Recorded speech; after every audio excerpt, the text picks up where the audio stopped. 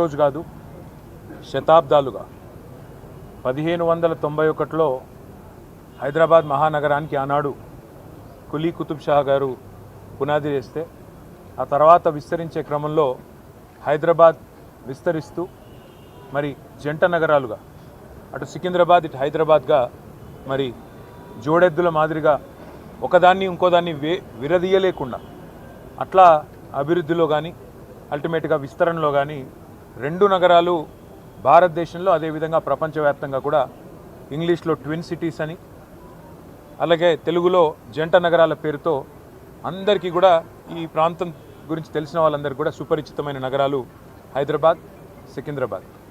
ఇవాళ ఈ ప్రభుత్వం కాంగ్రెస్ ప్రభుత్వం మేము గతంలో విన్నాం, చిన్నప్పుడు చదువుకునేటప్పుడు తుగ్లక్ అనేవాడు ఒకడు ఉండేటోడు, కొన్ని పిచ్చి పనులు చేసినాడు, ఢిల్లీ నుంచి రాజధానిని తరలించాలనే ప్రయత్నం చేసినాడు అని చెప్పి మేము ఎప్పుడో పుస్తకాల్లో చదువుకునేదే తప్ప ఇవాళ ప్రత్యక్షంగా తుగ్లక్ అంటే ఎట్లా ఉంటుందో, తుగ్లక్ పరిపాలన ఎట్లుంటుందో ఇవాళ మాకు కనబడతా ఉన్నది. ఒక పిచ్చోడి చేతిలో రాయి మాదిరిగా గెలిచిందేమో ప్రజలకి కేసీఆర్ గారి కంటే ఎక్కువ మేలు చేస్తా అని చెప్పి గెలిచినారు. కళ్యాణ లక్ష్మి అంటే కాదు తులం బంగారం అన్నారు. 10,000 రైతు బంధు అంటే కాదు 15,000 ఇస్తామన్నారు. ఒక ముసలమ్మకు మాత్రమే పెన్షన్ ఏంది, ఇద్దరికి ఇవ్వాల పెన్షన్, అది కూడా 2,000 కాదు 4,000 ఇస్తామన్నారు. ఇవన్నీ కూడా 100 రోజుల్లోనే చేస్తాము, 6 గ్యారంటీలు 420 హామీలు అని అడ్డగోలు అబద్ధాలు చెప్పి అధికారంలోకి వచ్చారు. మరి అధికారంలోకి వచ్చిన తర్వాత 6 గ్యారంటీలు అటకెక్కించినారు, 420 హామీలు మరి ఏ మూలకు పోయినాయో తెలియదు. కానీ ఇవాళ చేస్తున్నది ఏంది, మొట్టమొదటి పని టీఎస్ను టీజీ అన్నారు, అది జరిగింది. దానివల్ల ఏ జీవితం మారిందో, ఎవరికి ఆనందం కలిగిందో, ఏ పేదవాడికి లాభం కలిగిందో ఇప్పటివరకు తెలియదు. తెలంగాణ తల్లిని తీసేసి కాంగ్రెస్ తల్లిని తీసుకొచ్చి పెట్టినారు. అట్లాగే ఆ తల్లి చేతుల్లో తెలంగాణకు ప్రతీకగా ఉండే బతుకమ్మను తీసి పక్కన వారేసినారు. అసలు తెలంగాణ అస్తిత్వానికే దెబ్బ కొట్టే విధంగా మరి ఆ తల్లి రూపునే మార్చి ఇవాళ ఒక దివాలా తీసిన కళావిహీనంగా ఉన్న కాంగ్రెస్ తల్లిని మన మీద రుద్దే ప్రయత్నం బలవంతంగా ఒకవైపు.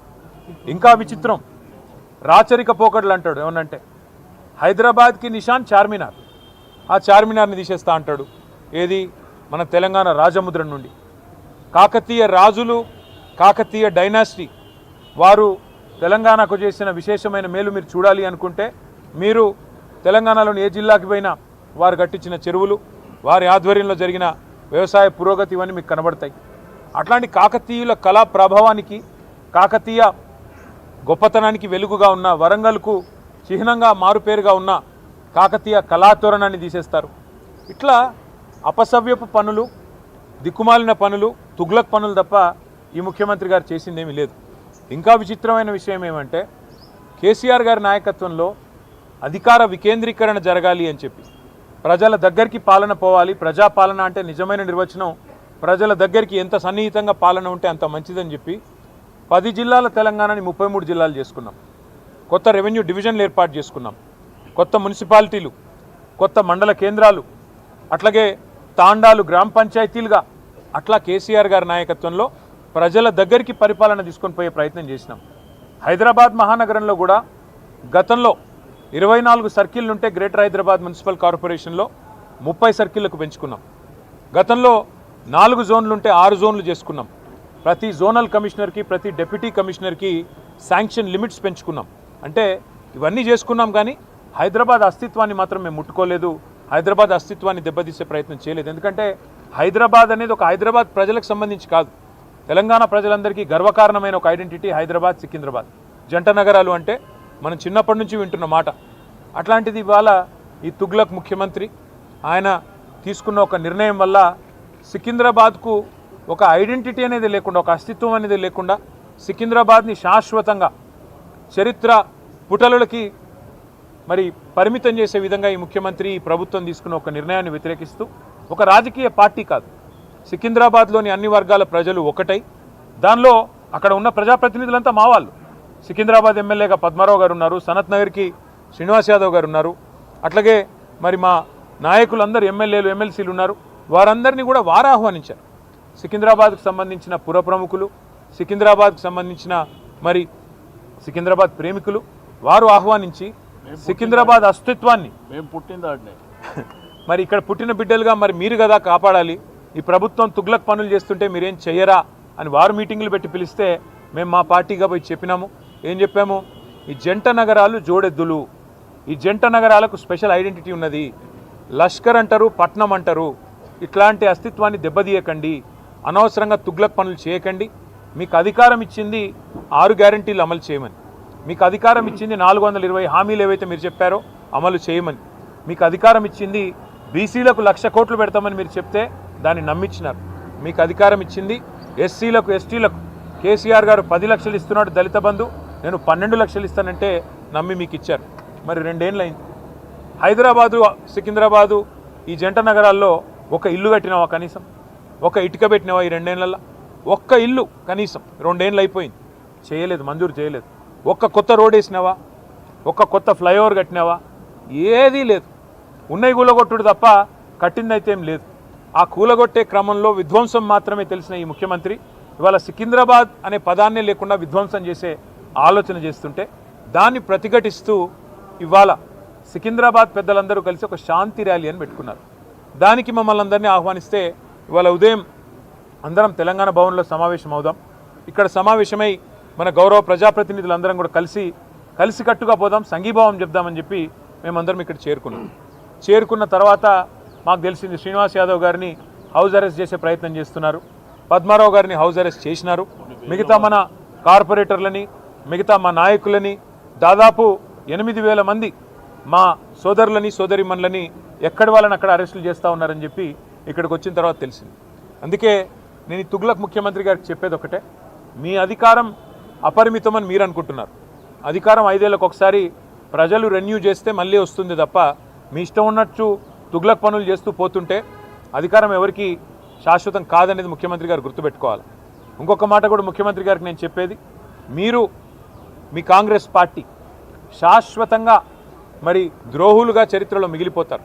తెలంగాణ అస్తిత్వాన్ని దెబ్బతీసిన ద్రోహులుగా, తెలంగాణ తల్లిని రూపుమాపి కాంగ్రెస్ తల్లిని ప్రతిష్ఠించిన ద్రోహులుగా, తెలంగాణ సంస్కృతిని తెలంగాణ అస్తిత్వానికి చిహ్నమైన కాకతీయ కళాతోరణాన్ని, చార్మినార్ని, తెలంగాణ ఆడపడుచులకు అత్యంత ప్రీతిపాత్రమైన బతుకమ్మని, వీటిని దెబ్బతీసిన ద్రోహులుగా నీ ప్రభుత్వం, నీ పార్టీ నిలబడిపోతుంది. అదే కోవలో, అదే వరుసలో సికింద్రాబాద్ అస్తిత్వాన్ని కూడా మీరు ఏదైతే దెబ్బతీసే ప్రయత్నం చేస్తున్నారో ఇది మీకు మంచిది కాదు. ఒకటి మాత్రం పక్కా, ఇవాళ మీరు ఈ ర్యాలీని ఏదో భగ్నం చేసి మా వాళ్ళని కొంతమందిని అరెస్టు చేసి మీరేదో సాధించినాము అని చెప్పి మీరు పైశాచికానందం పొందొచ్చు, కానీ ఇది తాత్కాలికం మాత్రమే. తప్పకుండా శ్రీనివాస్ యాదవ్ గారు చెప్పినట్టు కోర్టుకి పోతాం. ప్రజాక్షేత్రంలో ప్రజల తరపున న్యాయబద్ధంగా నిరసన చెప్పే హక్కు మనకు రాజ్యాంగం ప్రసాదించిన హక్కు, డాక్టర్ బాబాసాహెబ్ అంబేద్కర్ మనకిచ్చిన హక్కు. అట్లాంటి హక్కును ఈ జనవరి మాసంలో, ఏ జనవరి 26న అయితే మనం రిపబ్లిక్ డేగా జరుపుకుంటామో, మరి రిపబ్లిక్ డేకి 10 రోజుల ముందు మరి రాహుల్ గాంధీ గారు పెద్ద పోజులు కొడతా ఉంటాడు కాన్స్టిట్యూషన్ పట్టుకొని, ఇగో మేము కాన్స్టిట్యూషన్ సంరక్షకులము, రాజ్యాంగ రక్షకులం అని చెప్తాడు. ఇదేనా మీరు రక్షించే పద్ధతి?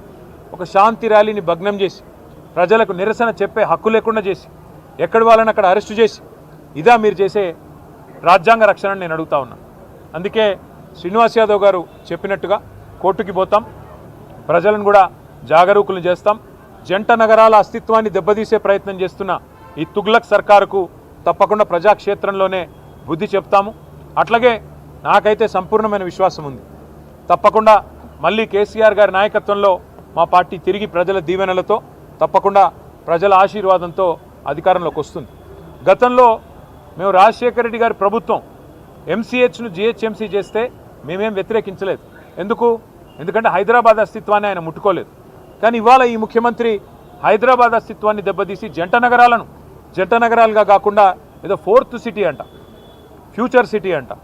ఫ్యూచరే లేని ముఖ్యమంత్రి ఫ్యూచర్ సిటీ కడతానంటే ఎవరు నమ్ముతాడు? ఎవరు దాన్ని విశ్వసిస్తారు? అందుకే మేము చెప్పేది ఒకటే, మళ్ళీ మా ప్రభుత్వం అధికారంలో ఖచ్చితంగా వస్తుంది.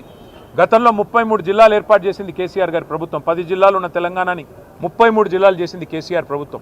ఒకవేళ సికింద్రాబాద్ ప్రజల మనోభిష్టమే అయితే, సికింద్రాబాద్ ప్రజల మనోభిష్టం సికింద్రాబాద్ జిల్లా కావాలన్నదే ఉంటే తప్పకుండా మరొక జిల్లాగా సికింద్రాబాద్ని కూడా ఏర్పాటు చేసే దిశగా మా ప్రభుత్వం వచ్చిన తర్వాత ఆలోచన చేస్తాం.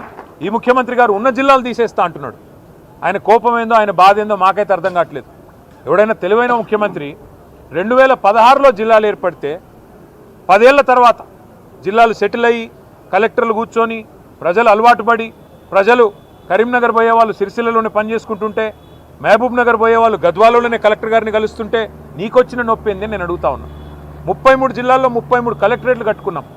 ఒక్కో కలెక్టరేట్ మీ మంత్రి కోమటిరెడ్డి వెంకటరెడ్డి చెప్పిండు, మేము చెప్పడం కాదు. ఇలాంటి కలెక్టరేటు ఏదైతే ఇక్కడ ఉన్నదో భువనగిరి కలెక్టరేట్ చూసినాక కోమటిరెడ్డి వెంకటరెడ్డి ఆనాడు ఎంపీగా చెప్పినాడు కొన్ని రాష్ట్రాల్లో సెక్రటేరియట్లు కూడా ఉండే ఇట్లా అని చెప్పినాడు. గంత అద్భుతంగా సెక్రటేరియట్ కంటే కూడా తలదన్నే విధంగా కలెక్టరేట్లు కట్టి ప్రజల దగ్గరికి పాలన తెచ్చి ప్రజల మనోభావాలను గౌరవిస్తే ఈ ముఖ్యమంత్రికి వచ్చిన ఇబ్బంది ఏంది, ఈ ప్రభుత్వానికి వచ్చిన ఇబ్బంది ఏందని మేము అడుగుతా ఉన్నాం. అట్లాగే అవసరమైతే సికింద్రాబాద్ను జిల్లా చేసే దిశగా ఆలోచన చేయాలి కానీ సికింద్రాబాద్ ప్రజల మనోభావాల్ని గౌరవించే దిశగా ఆలోచన చేయాలి కానీ ఈ రకంగా జంట నగరాలని వాటి అస్తిత్వాన్ని చావుదెబ్బగొట్టే విధంగా ఫ్యూచర్ సిటీ పేరిట 4th సిటీ పేరిట పనికిమాలిన తుగ్లక్ పనులు చేయకుండా మరి ప్రజల మనోభావాల్ని గౌరవించే దిశగా పోవాలని అట్లాగే తప్పకుండా న్యాయస్థానానికి పోతాం. శాంతి ర్యాలీ ఇవాళ నిజానికి కొన్ని వేల మంది అనుకున్నాం కానీ కోర్టు పర్మిషన్ ఇస్తే ఎంత బ్రహ్మాండంగా చేయాలో అంతకంటే గొప్పగా చేసి చూపెడతామని చెప్పి కూడా తెలియజేస్తూ సికింద్రాబాద్ ప్రజలకి మేము చెప్తా ఉన్నాం, ఈ తుగ్లక్ ముఖ్యమంత్రి ఒకవేళ తుగ్లక్ పనులు చేసినా దాన్ని తిరిగి మార్చి మీ మనోభావాల్ని గౌరవించే బాధ్యత బీఆర్ఎస్ తీసుకుంటుంది. మీరు తప్పకుండా కేసీఆర్ గారి నాయకత్వంలో మీ మనోభావాల్ని వారికి కూడా నివేదించి తప్పకుండా మీ ఆలోచనని గౌరవించే విధంగా ముందుకు పోతామని చెప్పి తెలియజేస్తూ ఈరోజు మరి అరెస్ట్ అయిన వారందరినీ కూడా బేషరతుగా, ఎందుకంటే మేము మరి వారికి అనవసరంగా ఇన్కన్వీనియన్స్ కాజ్ చేయాలని మేము కూడా అనుకోవట్లేదు, అరెస్ట్ అయిన వారిని బేషరతుగా విడుదల చేయాలని చెప్పి కూడా మేము పోలీసు వారికి కూడా డిమాండ్ చేస్తూ మరి ఇట్లాంటి తుగ్లక్ పనులు మానుకోవాలని ముఖ్యమంత్రి రేవంత్ రెడ్డి గారిని కూడా మరొకసారి హెచ్చరిస్తూ మీ అందరు కూడా మీడియాకు కూడా థ్యాంక్ యూ. పోరాడుదాం సికింద్రాబాద్ అస్తిత్వ పరిరక్షణ కోసం, పోరాడుదాం సికింద్రాబాద్ అస్తిత్వ పరిరక్షణ కోసం. Thank you.